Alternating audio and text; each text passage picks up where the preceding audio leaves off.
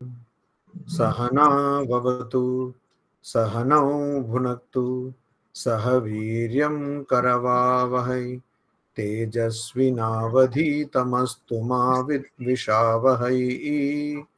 ओम शांति शांति शांति। हरि ओम।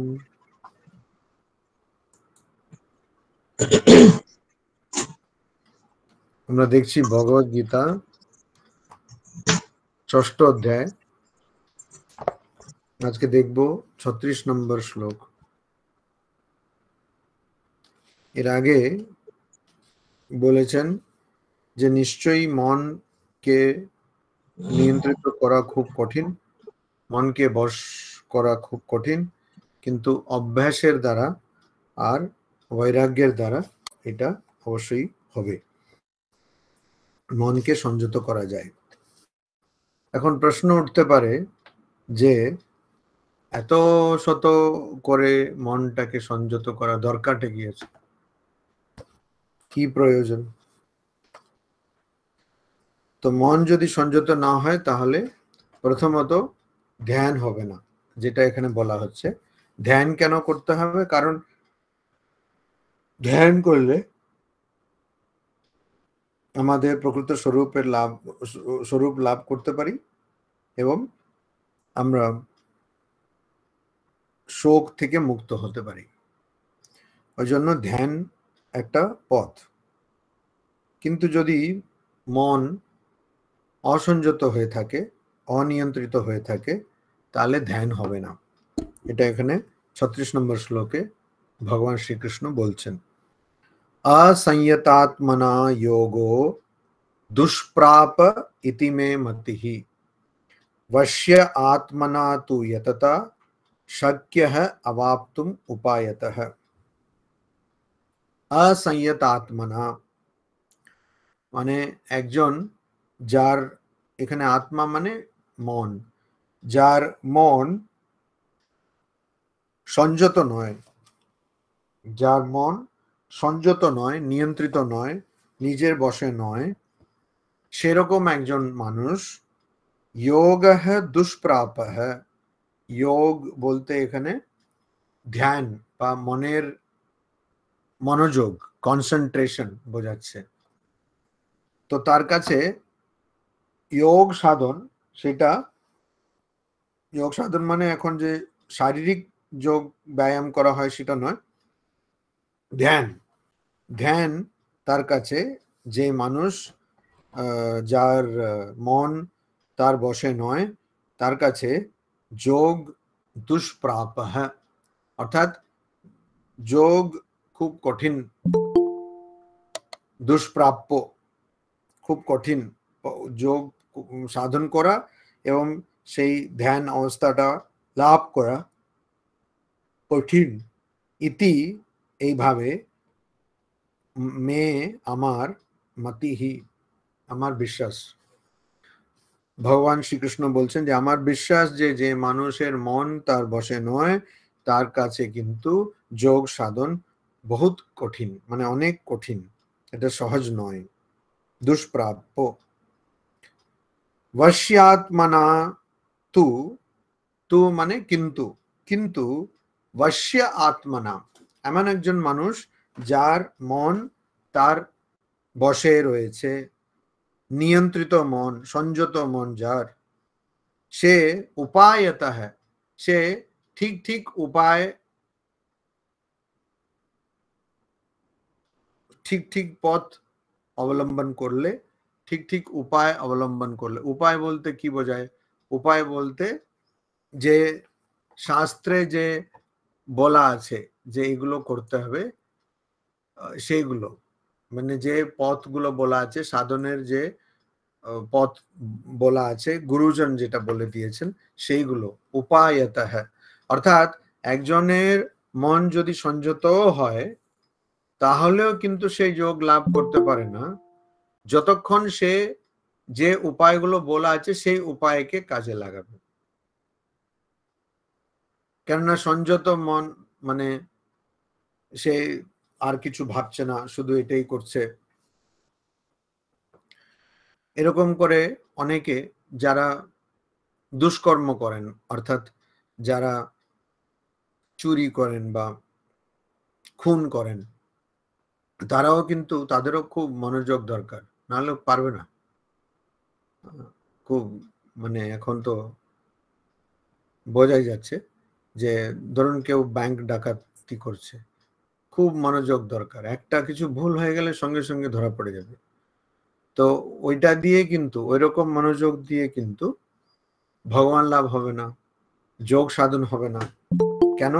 কেন সেটা উপায়তা হ্যাঁ না, সেটা অনুপায়তা হ্যাঁ, অর্থাৎ সেটা যে পথটা বলে দিয়েছে সেই পথকে অবলম্বন করে নয়, সেটা অন্য কিছু। তো সেটা দিয়ে হবে না, সংযত মন দরকার। তো প্রথমত আমরা সংযত মনটাই পাচ্ছি না, কিন্তু মন সংযত হলেই হবে না, যে উপায়গুলো বলা আছে, যে পথটা বলা আছে সেইটাকে অবলম্বন করতে হবে, সেই পথ দিয়ে চলতে হবে। আর সেইটা যদি করে একজন যার মন সংযত, আর সে যে পথটা বলা আছে সেই পথে যদি ইয়ততা, ওইটাতে যদি সে এগিয়ে যায়,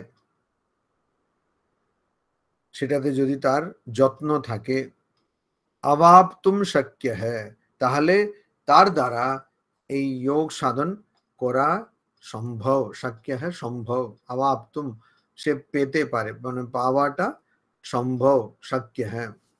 অর্থাৎ যে মন, যার মন সংযত নয়, নিয়ন্ত্রিত নয়, আনকন্ট্রোলড, মানে তার কোনো ঠিক নাই যে কোথায় যাবে মন ইত্যাদি, তো সেরকম মানুষের কিন্তু যোগ সাধন করা যাবে না, এরকম বলছেন ভগবান শ্রীকৃষ্ণ। উনি বলছেন যে এটা আমার মত। কারণ ভগবান কত বিনয়ী, বলছেন এটা আমার মত, আমার মনে হয়।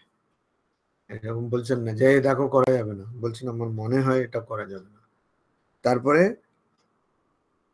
কিন্তু যে বশ্যা আত্মনা, যার মন সংযত, সে কিন্তু ঠিক ঠিক উপায় অবলম্বন করে, ঠিক ঠিক পথ অবলম্বন করে যদি চেষ্টা করে, তাহলে সে সেই এটা পেতে পারে, সে অবস্থাটা লাভ করতে পারে, মানে এটা সম্ভব। এবারে অর্জুনের কতগুলো সংশয় আসছে। অর্জুন বলছে, অর্জুন উবাচ, অর্জুন বলছে, আয়তি হি শ্রদ্ধয়োপেতো योगाच्चलित मानसः अप्राप्य योग संसिद्धिम काम गतिम कृष्ण गच्छति। তো অর্জুনের এখন একটা সংশয় চলে এলো, ঠিক আছে এগুলো,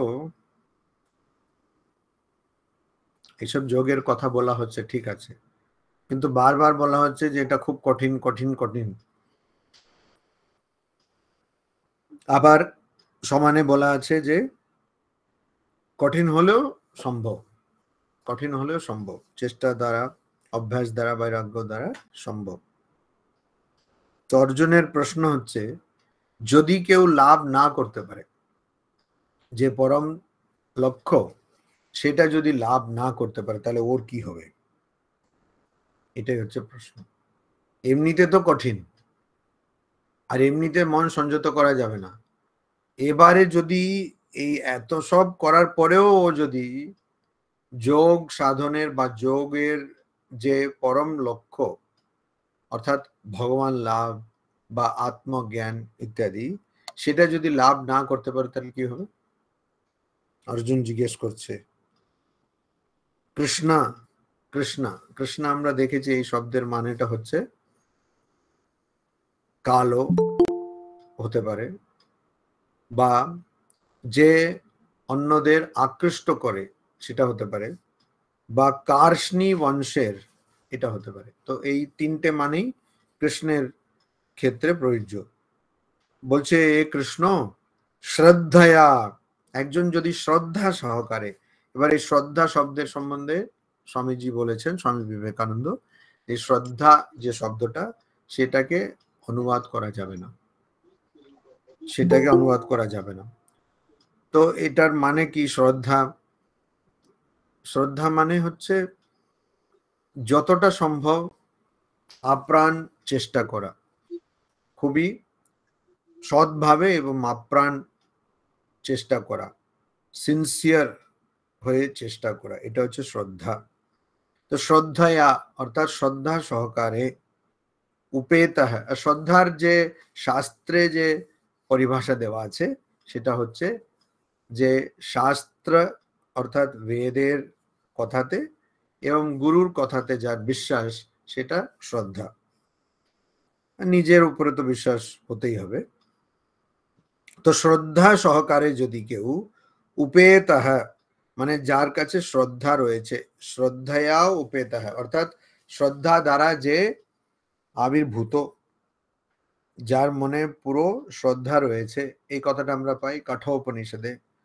যখন নচিকেতা দেখছে যে ওর বাবা এমন একটা যজ্ঞ করছেন যেখানে সবচেয়ে ভালো জিনিস দানে দেওয়ার কথা, কিন্তু বাবা ওকে দেখছে বাবা যেটা কোনো কাজের নয় সেরকম জিনিস দানে দিচ্ছেন। অনেক সময় আমাদের আশ্রমেও হয়, মানে যখন দেখছে যে একটা কোনো সোফাটা নড়ছে নড়ছে এরকম, তখন বলছে মহারাজ জি কিছু ফার্নিচার ছিল আমাদের বাড়িতে, আমরা ভাবছি এটা আশ্রমকে দিয়ে দেবো। এরকম হয়েছে অনেক, তো আমি দেখেছি। তো ওইটা, তো এটা হচ্ছে শ্রদ্ধা। তখন ও দেখছে নচিকেতা যে এরকম দিচ্ছে, দুগ্ধ দোহা জগ্ধ তৃণা, মানে গরু যে দুধ দেওয়াটা বন্ধ করে দিয়েছে, যে আর ঘাস খেতে পারবে না, নিরিন্দ্রিয়াহা, যে এখন আর বেশি গর্ভধারণ করতে পারবে না, মানে সে বাচ্চা তার হবে না, বাছুর হবে না, এইরকম সব গরুকে, যেগুলো মুমূর্ষু প্রায়, সেই রকম গরুকে তার বাবা দানে দিচ্ছেন। তো এইগুলো দেখে ওর কি হলো, শ্রদ্ধা আবিবেশ, ওকে শ্রদ্ধা একদম, ও শ্রদ্ধাতে আবির্ভূত হয়ে গেল, শ্রদ্ধা দিয়ে আবির্ভূত হয়ে, মানে শ্রদ্ধা ওকে পুরো নিয়ন্ত্রিত করলো, অর্থাৎ ও আর কিছু বুঝতে পারছে না, ও বুঝতে পারছে যে এটা ভুল হচ্ছে আর এটাকে ঠিক করতে হবে। তো ওই রকম শ্রদ্ধা দিয়ে যারা চালিত, আয়তিহি মানে যেটাতে কোনো নিয়ন্ত্রণ নেই, যোগাত, থেকে, যোগ থেকে, অর্থাৎ একজন মানুষ যে হয়তো পুরো শ্রদ্ধাবান, অর্থাৎ তার শ্রদ্ধা রয়েছে, কিন্তু তার মন তার বশে আসছে না। তো আগেই বলা হয়েছে অসংশয়ম মহাবাহ মানে দুর্নিগ্রহম চলম, মানে এটা তো কোনো সংশয় নেই, অর্জুন যার বুঝা খুব বিশাল, হে অর্জুন এটাতে কোনো সংশয় নেই যে খুব মনকে নিয়ন্ত্রিত করা, মনের নিয়ন্ত্রণ খুবই কঠিন, এটা তো কোনো সংশয় নেই। কিন্তু অভ্যাসেন তো কৌন্তেয় বৈরাগ্যেন চ গৃহ্যতে, কিন্তু অভ্যাস দ্বারা আর বৈরাগ্য দ্বারা তাকে বসে, মনকে বসে আনা যায়। এই কথা তো দুটো শ্লোক আগে বলা হয়েছে। ফলে একজন যদিও শ্রদ্ধা সহকারে সাধন করে, কিন্তু হতেই পারে বা তারই সম্ভাবনা বেশি যে সে তার মনকে নিয়ন্ত্রিত করতে পারছে না। যোগাত চলিত মানস, আর ওর মনটা কিরকম হয়ে যাচ্ছে, যোগাত যোগ থেকে, অর্থাৎ যোগ সাধন থেকে, চলিত মানস যোগ সাধন থেকে সরে যাচ্ছে, মানস মন, চলিত সরে যাচ্ছে, কোত্থেকে, যোগাত যোগ সাধন থেকে বা যোগের পথ থেকে, যোগের পথ থেকে সরে যাচ্ছে। যোগ সংসিদ্ধিম, যোগে সিদ্ধি অপ্রাপ্য না পেয়ে কাম গতিম গচ্ছতি। তো ও শ্রদ্ধা সহকারে সাধন করছে, সবকিছু করার চেষ্টা করছে, তা সত্ত্বেও ও কিন্তু যোগের পথ থেকে সরে যাচ্ছে। অর্থাৎ কি, এমন এখানে আমাদের বুঝতে হবে, এখানে কিন্তু এই কথাটা যোগভ্রষ্ট বলে কথা, যেটা আমরা সাধারণত যার পতন হয় তার ক্ষেত্রে ব্যবহার করি, কিন্তু এখানে যোগভ্রষ্ট মানে তা নয়। যোগভ্রষ্ট মানে হচ্ছে একজন যোগ সাধন করছে কিন্তু মৃত্যুর আগে সে যোগে সিদ্ধি পায়নি, এটা যোগভ্রষ্ট। আমরা সাধারণত যোগ ভ্রষ্ট বলতে আমরা সাধারণত যার পতন হয়ে গেছে তার কথা বলি, এখানে কিন্তু পতনের কথা বলা হচ্ছে না, কেন এমনিতেই তো ওটা কঠিন। তো এই জন্য যোগ সংসিদ্ধিম মানে যোগের সিদ্ধি না পেয়ে, অপ্রাপ্য না পেয়ে যদি কেউ মরে যায়, যদি কারো জীবন শেষ হয়ে যায়, কাম গতিম গচ্ছতি, ও কি গতি পায়, মানে ওর অবস্থাটা কি হয়। আবার এখানেও কঠোপনিষদে নচিকেতা এই প্রশ্নটা করেছিল যে মৃত্যুর পরে কি হয়। তো এখানে প্রশ্নটা হচ্ছে যে সাধন করছে, ভালোভাবে করছে, কিন্তু তার মনকে সে নিয়ন্ত্রিত করতে পারলো না, আর যোগের যে লক্ষ্য সেটা উপলব্ধি করতে পারলো না।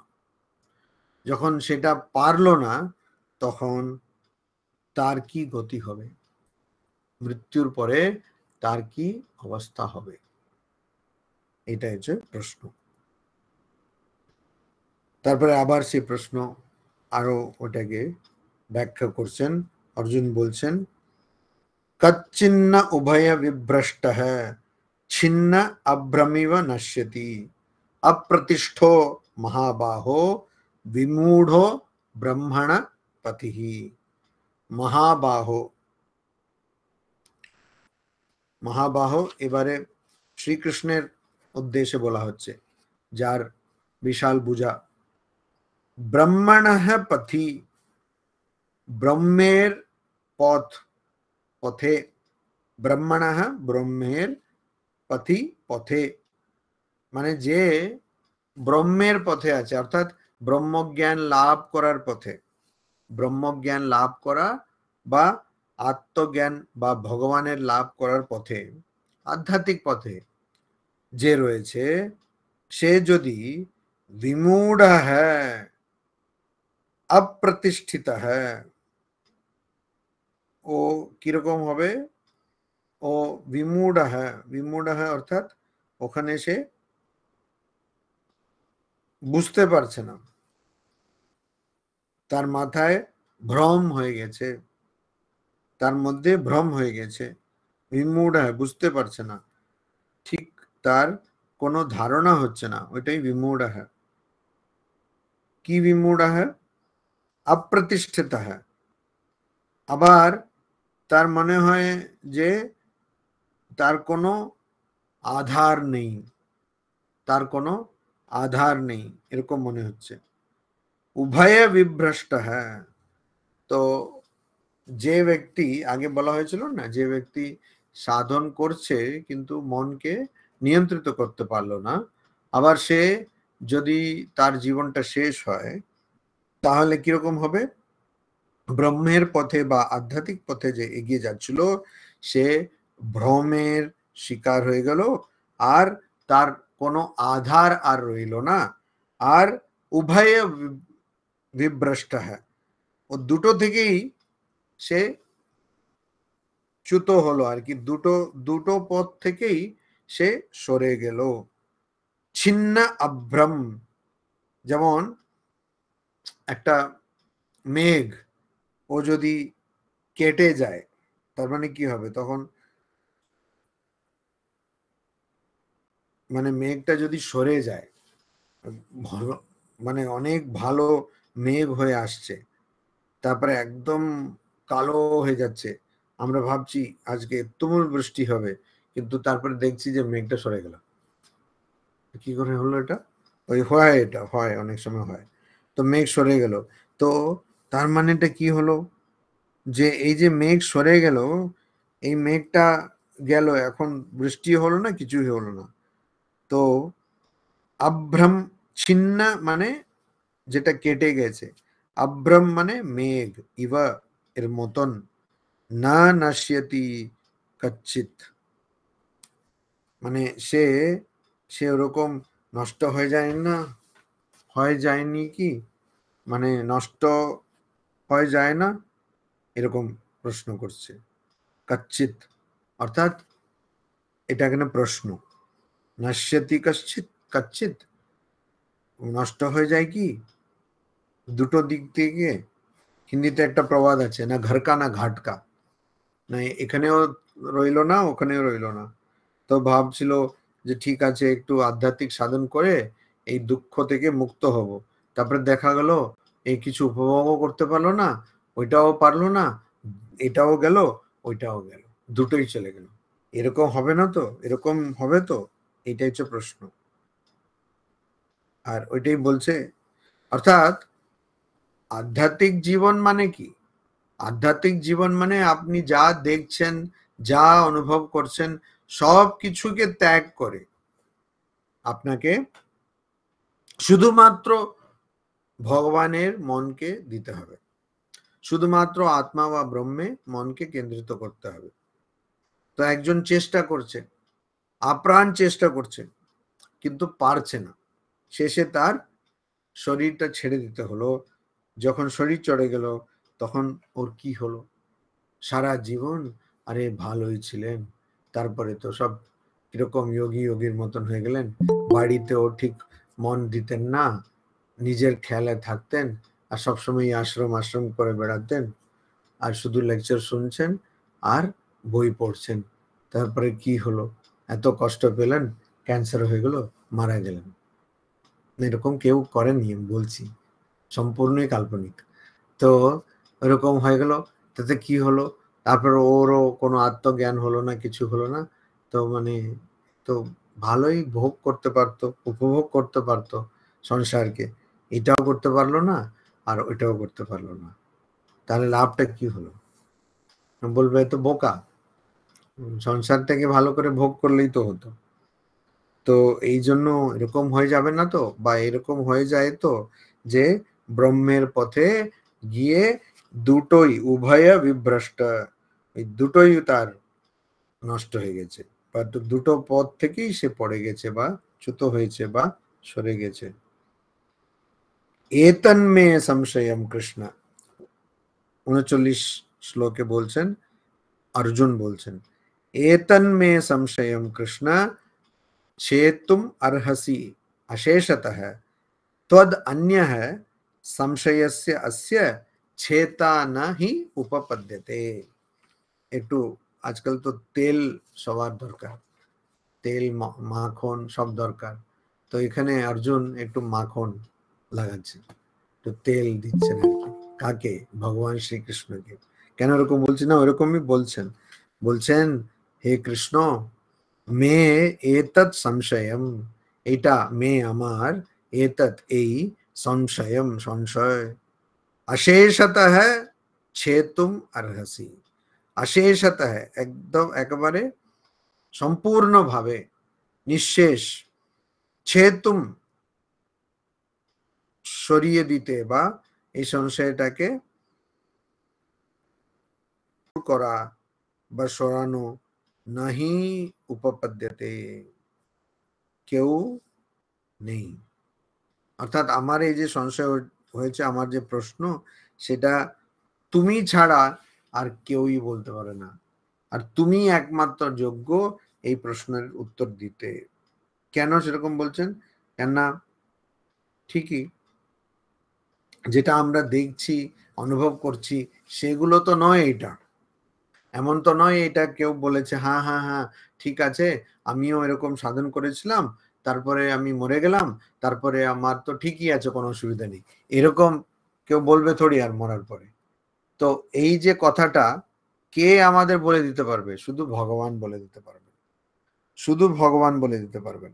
আর ওই জন্য তোমাকে বাদ দিলে এটা বলার যোগ্য আর কেউ নেই, আর কেউ নেই। ওই জন্য তুমি আমার এই প্রশ্নের উত্তর দাও। প্রশ্নটা কি ছিল? প্রশ্নটা এটাই ছিল যে যখন একজন মানুষ খুব আপ্রাণ চেষ্টা করছে আত্মজ্ঞান লাভ করা বা যোগ সাধন করার চেষ্টা করছে, কিন্তু মনকে বশে আনতে পারছে না, মনকে নিয়ন্ত্রিত করতে পারছে না, আর শেষে তার শরীর চলে যাচ্ছে। তাহলে ওর গতিটা কি হবে, ওর অবস্থাটা কি হবে, এটা জিজ্ঞেস করছে। আর সত্যি এটা তো আর কেউ বলে দিতে পারবে না, কেবল ভগবানই বলে দিতে পারবেন। এই জন্য তুমি ছাড়া আর এটার উত্তর কেউ দিতে পারবে না। তো শ্রী ভগবান ওয়াচ, ভগবান বলছেন, কি বলছেন? পার্থ নৈব ইহ না অমুত্র বিনাশः তস্য বিদ্যতে नहि কল্যাণকৃত কশ্চিৎ দুর্গতিম तात গচ্ছতি। এই 40 নম্বর শ্লোকে ভগবান শ্রীকৃষ্ণ খুব বড় আশ্বাসন দিচ্ছেন, খুব বড় কথা। কি? পার্থ, পার্থ মানে পৃথার পুত্র। না এব ইহ, না এব ইহ, ইহ মানে এখানে, নিশ্চয়ই হবে না, এখানেও হবে না, না অমুত্র আর ওখানেও হবে না। এখানে অর্থাৎ এই জীবনে, এই জন্মে, আর অমুত্র অর্থাৎ এই জন্মের পরে।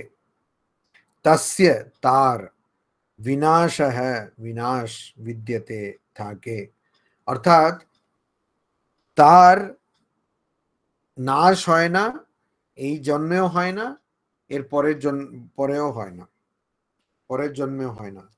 কার হয় না? কল্যাণকৃত কশ্চিৎ, মানে যে কল্যাণকৃত, যে ভালো কাজ করেছে, ভালো কাজ করে, সৎকর্ম করে, কল্যাণকৃত।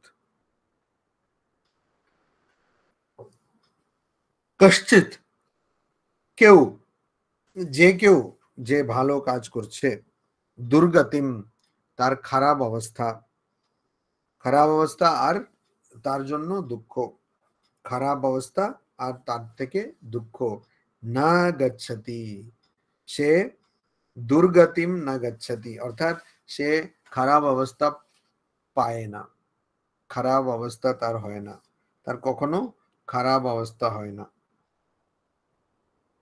কার হয় না? যে ভালো কাজ করেছে,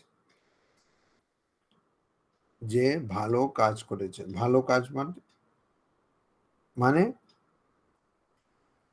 কল্যাণ, কল্যাণ অর্থাৎ যে অপরের জন্য কিছু ভালো করেছে, উপকার করেছে। তো কল্যাণকৃত কশ্চিৎ, যে কেউ, যে কেউ যদি ভালো কাজ করে, অপরের দুঃখ কম করার চেষ্টা করে, তাহলে নিশ্চয়ই তার গতি, অর্থাৎ তার এই জন্মের পরে কি হবে সেটা খারাপ হবে না, অর্থাৎ কখনো সেটা খারাপ গতি পাবে না। এটা একটা আশ্বাসন, একটা বলতে পারেন ওয়ারেন্টি। প্রাপ্য পুণ্য কৃতাম লোকাম উষিত্বা শাশ্বতী হি সমাহ শুচীনাম শ্রীমতাম গেহে যোগ ভ্রষ্ট অভিজায়তে। আমি আগে বললাম যোগ ভ্রষ্ট অর্থাৎ যে যোগ সাধন শুরু তো করে দিল, কিন্তু মৃত্যুর আগে সেই যোগ সাধনের পরম অবস্থা অনুভব করতে পারেনি, তার কি হবে? তো তাকে বলছে যোগভ্রষ্ট। যোগভ্রষ্ট আমি আগেও বলেছি যে যাদের পতন হয়ে যায় তাদেরকে যোগভ্রষ্ট বলা হয়, পরন্তু কিন্তু এখানে আমরা দেখছি যে তা নয়, ভগবদ গীতায় ওই অর্থে ব্যবহার করা হয়নি কথাটা, এখানে কথাটা ব্যবহার করা হয়েছে যে যোগ সাধন করছে বটে, কিন্তু যোগ সাধনের যে লক্ষ্য সেটাকে না পেয়েই তার জীবনটা শেষ হয়ে যাচ্ছে। তো ওর কি হবে? যোগ ভ্রষ্ট অর্থাৎ যে যোগ পথে তার পরম লক্ষ্যটা প্রাপ্ত করতে পারেনি, তার কি হবে?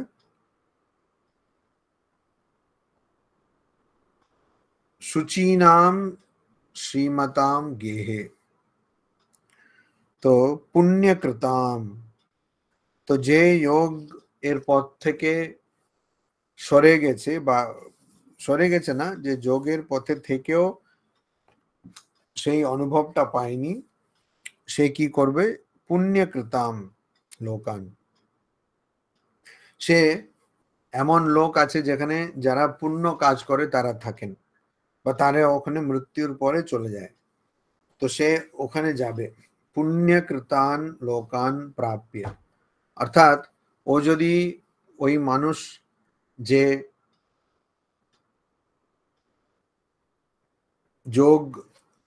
যোগের পরম লক্ষ্য প্রাপ্ত করতে পারেনি, সে তো কোনো পুণ্য কাজ করে থাকে যদি, তো যতটা পুণ্য করেছে সেই অনুযায়ী সে কোনো লোকে যাবে, কোনো অনেক পুণ্য করলে ব্রহ্মলোকে যাবে। তো এরকম করে কোনো লোকে যাবে, কোনো, আর সেই পুণ্যকৃতান লোকান প্রাপ্য, ওইরকম লোক পেয়ে ওখানে থাকবে। তো এখানে বলছে শাশ্বতী হি সমাহা উষিত্বা, উষিত্বা মানে থাকার পর, শাশ্বতী হি সমাহা, শাশ্বতী হি সমাহা অর্থাৎ শাশ্বত, অর্থাৎ সনাতন, মানে যার কোনো শেষ নেই। শাশ্বতী মানে যার, আক্ষরিক অর্থে বলে যার সবসময় একটা আগামী কাল রয়েছে, সেটা শাশ্বতী। স্ব বলতে আগামীকাল। তো যে যোগ সাধন করে কিন্তু যোগের লক্ষ্য প্রাপ্ত করতে পায়নি, সে তার পুণ্যকর্মের অনুযায়ী সে কি করবে? পুণ্য লোক, মানে সেরকম লোকে থাকবে। আর শাশ্বতী হি সমাহা উষিত্বা শুচীনাম শ্রীমতাম গেহে অভিজায়তে। তো ওর মৃত্যুর পরে কি হবে? সে এরকম মৃত্যুর পরে সঙ্গে সঙ্গে সে এরকম লোকে চলে যাবে যেখানে তার পুণ্যগুলো শেষ হবে। ভগবত গীতাতে বলা হয়েছে ক্ষীণে পুণ্যে মর্ত্য লোকম বিশন্তি। তো তার পুণ্যগুলো এক একটা করে শেষ হয়ে যাবে। শেষ হওয়ার পরে তার কি অবস্থা হবে? সে শুচীনাম শ্রীমতাম গেহে, গেহে বাড়িতে, কার বাড়িতে? শুচীনাম যারা খুব পবিত্র, পবিত্র, শ্রীমতাম যাদের কাছে ধন রয়েছে, সম্পত্তি রয়েছে, ওগুলো অসুবিধা হবে না। শ্রীমতাম মানে যার কাছে শ্রী রয়েছে, শ্রীমত অর্থাৎ যার কাছে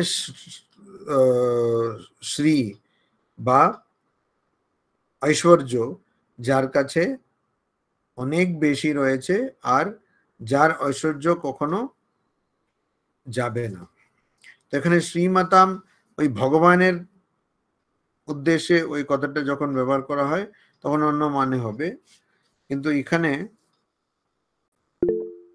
শ্রীমতাম বলতে যাদের কাছে সম্পত্তি আছে, যাদের কাছে অসুবিধা নেই, টাকা পয়সা নিয়ে যাদের অসুবিধা নেই।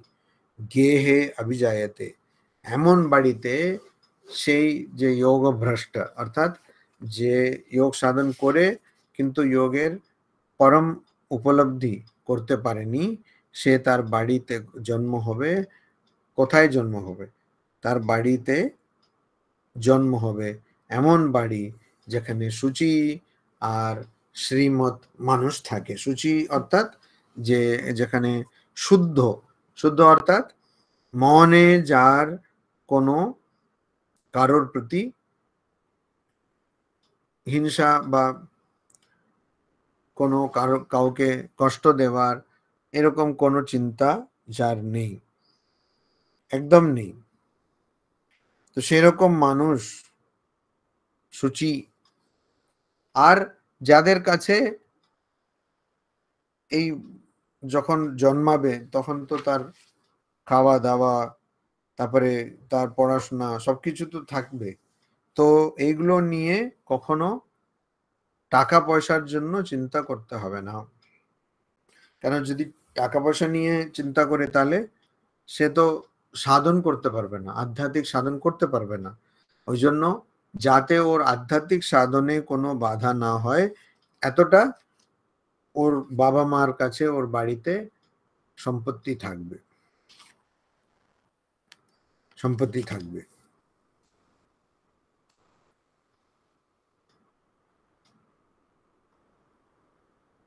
তারপরে বলছে এরকমও হতে পারে অথবা আরেক রকমও হতে পারে যে যোগ সাধন করে তারপরে মরে গেল, কিন্তু সে পরম অবস্থাটা ভোগ করতে পারলো না বা পরম অবস্থায় পৌঁছতে পারলো না। তার জন্য আরেক রকমও বলা যাবে, আরেক ধরনেরও বলা যাবে যে ওর কি অবস্থা হবে। এটাই তো প্রশ্ন ছিল। তো ওটা বলছে अथवा, अथवा अर्थात और, अथवा योगी नामेव कुले भवति धीमताम एतद् हि दुर्लभतरम लोके जन्म यदीदृशम। अथवा ना হলে, তো প্রথম ছিল যে এমন বাড়িতে জন্মাবে যেখানে কোনো অর্থের অভাব থাকবে না, তার সঙ্গেই সে পবিত্র হয়ে থাকবে। পবিত্র অর্থাৎ তাদের ইচ্ছা কামনা বাসনা খুব কম থাকবে। এখানে কিন্তু বলছে অথবা ওরকম হতে পারে বা এরকমও হতে পারে কি যোগী নামেব কুলে ভবতি, যে যোগী নামেব, যোগী নাম যোগীদের, এব যোগী নামেব মানে শুধু নিশ্চয়ই যোগীদের, নিশ্চয়ই যোগীদের, যোগী নামেব কুলে ওর বাড়িতে বা ওর পরিবারে, ভবতি ঈদৃশম ভবতি জন্মাবে। তো এই যে সাধক, সে সাধনার পরম ফল পায়নি, কিন্তু তার আগে ওকে কি করতে হবে, প্রথমে তো ও যেমন যেমন কাজ করেছে পুণ্যকর্ম পাপ কর্ম, তো সেইটার ফল তাকে ভোগ করতে হবে, সেটার ফল তাকে অনুভব করতেই হবে। কিন্তু তার সঙ্গে ও যখন অনুভব করে নেবে, অর্থাৎ যদি খুব পুণ্য কাজ করে থাকে তাহলে ইন্দ্রলোকে গিয়ে ইন্দ্র হয়ে গেল, অনেক লাখ লাখ বছর ইন্দ্র হয়ে থাকলো। ইন্দ্র আসলে ইন্দ্র না বড় বোরিং জীবন। হ্যাঁ, সবসময় ওই গন্ধর্বরা আসে, আচ্ছা গান শুনবেন, আচ্ছা নাচ দেখবেন, গান শুনবেন, নাচ শুনবেন, আর এইগুলো করতে করতে না কতটা বোরিং হয়ে যায়। যখন খুব বোরিং হয়ে যায় তখন একটা বজ্রপাত করে দিল, যাও মরো। এইটাই ইন্দ্র কেন এরকম করে, খুব বড্ড বেশি বোরিং হলো না রাগ হয়ে যাবে। আচ্ছা, ইন্দ্রের সম্বন্ধে একটা ভুল ধারণা আছে, যেটা দেবতাদের সম্বন্ধেও আছে, সেটা হচ্ছে তারা নাকি সোমরস পান করে, মানে সোমরস মানে মদ। এরকম না, সোমরস মদ নয়, বলে না মদ খেয়ে ওরকম মাতাল হয়ে পড়ে আছে, এরকম একটা ধারণা। সোমরস মানে মদ নয়, সোমরস মানে হচ্ছে এমন একটা, এমন একটা পেয়, এমন একটা জিনিস, সে গাছটাও পাওয়া গেছে কোন গাছ থেকে সোমরস বার করা হয় বা হতো, এখনো বার করা যায়, যেটা খেলে পরে মানুষের শরীরে, মানুষের জন্য নয় এটা, কিন্তু মানুষের শরীরে খুব অদ্ভুত ভাবে ঊর্জা বা শক্তি বা বল চলে আসে। এইটা হচ্ছে সোমরস। মানে এরকম বলা আছে যে না মদ মদ মদ নয়। তো ভাবুন সবসময় ওরকম তাকে গান শুনতে হবে, নাচ দেখতে হবে, রিয়েলিটি শো জজের মতন অবস্থা তার। তাও তো অনেক সময় তো রিয়েলিটি শো জজ তো সবসময় তো প্রোগ্রাম হচ্ছে না, ইন্দ্রের সবসময় প্রোগ্রাম হয়, এই জন্য অনেক বেশি পুণ্য করে ফেললো। তো তারপর রেগে গিয়ে মাঝে মধ্যে ওখানে যাক, ওখানে বন্যা হয়ে যাক, ওখানে হোক, এরকম করে থাকে। তো তো এইসব কিন্তু তাকে অনুভব করতেই হবে, কর্মফল বাদ দেওয়া যাবে না। তো ওটা করার পর মানে তখন কি হবে, শীনে পুণ্যে মার্ত্য লোকম বিশন্তি, মানে পুণ্য চলে গেল, তো তখন আবার সে তার জন্ম হবে। কিন্তু এখানে জন্ম হবে ঠিকই, কিন্তু কিরকম জন্ম হবে? প্রথমে বলা হলো এমন বাড়িতে জন্ম হবে যেখানে অর্থের অভাব নেই, আর মানুষ সৎ শুদ্ধ মানুষ। না হলে আরেকটা চয়েস দেওয়া হচ্ছে, এবং পরীক্ষায় চয়েস দেওয়া হয়, এখানে চয়েস আছে কি বলছে, যোগী নাম এব কুলে ভবতি ধীমতাম, যোগী নাম ধীমতাম কুলে এব ভবতি। অর্থাৎ না হলে ওর জন্ম কোথায় হবে? ওর জন্ম এমন জায়গায় হবে যেখানে আধ্যাত্মিক মানুষ যোগীরা থাকে। হয় না এরকম? এরকম অনেকে আছে যে মা বলছে যে না আমি ভাবছিলাম বিয়ে করবই না, আধ্যাত্মিক সাধন করব, কিন্তু জোর করে বিয়ে করে দিল। আর বাবাও ভাবছে আমি ভাবছিলাম বিয়ে করব না, আধ্যাত্মিক সাধন করব।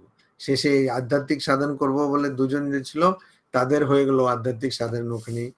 তারপরে কিন্তু তাদের বিয়ে হয়ে গেল, আবার তাদের যে সন্তান হবে সে ছোটবেলা থেকে মন্দিরে যাবে, এই করবে। তো ওইটা হচ্ছে এটা, যোগী নাম এব কুলে ধীমতাম, যোগী নাম এব কুলে ভবতি। তারপরে বলছে ঈদৃশম, ঈদৃশম অর্থাৎ এইরকম, এইভাবে, ইয়ৎ জন্ম, এইভাবে যে জন্ম, মানে এইরকম জন্ম, এতদ হি লোকে দুর্লভতরম, এতদ হি অবশ্যই, এতদ এই, লোকে এই সংসারে, দুর্লভতরম একদম দুর্লভ থেকে দুর্লভ এরকম জন্ম। কিরকম জন্ম? যে সাধকের বাড়িতে জন্ম, ওখানে তো তাকে খুব বেশি কঠিন কিছু করতে হবে না, তাকে তার অসুবিধা হবে না। কেন ছোটবেলা থেকেই তাকে বলে দেবে আচ্ছা বসো এখন ধ্যান করব, আচ্ছা বসো এখন কথামৃত পাঠ করব, এরকম কিছু একটা চলতেই থাকবে। তো ওর কোনো অসুবিধা নেই, ওর এইরকম পরিবেশে থাকবে। তো ওটা বলছে এতদহি, অর্থাৎ এই যে দ্বিতীয় বিকল্প সেইটাই হচ্ছে দুর্লভতরম লোকে ঈদৃশম জন্ম, এইভাবে জন্ম নেওয়া খুবই দুর্লভ, খুবই কঠিন, সবাই পারে না, বা সবারই কপালে সেটা থাকে না। কেন থাকে না? কেন তারা সাধন করেনি। তো এখানে কি বলতে চাইছেন? এখানে বলতে চাইছেন, পরে আবার বলবেন যে যে যোগ সাধন করছে বা আধ্যাত্মিক সাধন করছে, আর ওই সাধন করতে গিয়ে সেই সাধন অনুযায়ী তার ফলটা সে পেল না, কিন্তু তাতেও কি হবে, ওর মৃত্যুর পরেও কিন্তু সে ওইরকম পরিবেশ পাবে। ওই ধরনের আধ্যাত্মিক সাধন করার যেখানে অনুকূল যে পরিবেশ, সে পরিবেশটা পাবে। তো এটা একটা মস্ত বড় আশ্বাসন। এরপরেও আমরা দেখব কিরকম ভগবান শ্রীকৃষ্ণ প্রায়, আজকাল তো কোনো জিনিসপত্র কিনলেও তো গ্যারান্টি থাকে না, ওয়ারেন্টি থাকে, কিন্তু এখানে আমরা দেখব যে কিভাবে ভগবান শ্রীকৃষ্ণ একদম সোজা গ্যারান্টি দিয়ে দিচ্ছে যে না, তোমাকে ভয় পেতে হবে না। ওম শান্তি শান্তি শান্তি, হরি ওম তৎসৎ। श्रीरामकृष्णार्पणमस्तु।